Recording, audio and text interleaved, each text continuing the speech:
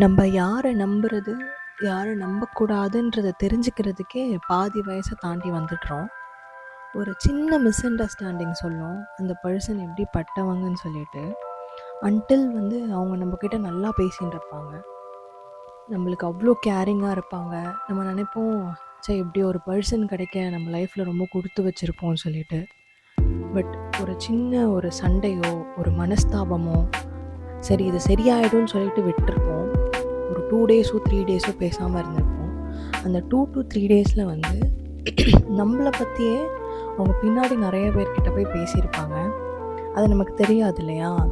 So once நம்மளை பற்றி அவங்க இந்த மாதிரி தப்பாக பேசியிருக்காங்கன்றது தெரிய வரும்போது நமக்கு அந்த பர்சன் மேலே வச்சுருக்க பர்செப்ஷனே சேஞ்ச் ஆகிடும்.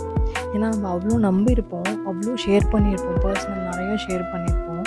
அப்போது நம்மளை அவங்க பேடாக போர்ட்ரே பண்ணும் போது, இவ்வளோதானா, நான் உங்ககிட்ட ஷேர் பண்ணதெல்லாம் இவ்வளோதான், நீ என்னை புரிஞ்சு வச்சுருக்கியா, இவ்வளோதான் நீ என்னை நம்பினதா அப்படின்னு தோணும். ஸோ அதுக்கப்புறம் அந்த பர்சனை பார்க்கவே பிடிக்காது. அவங்கக்கிட்ட போய் நம்ம கேட்டு என்ன யூஸ் இருக்குது?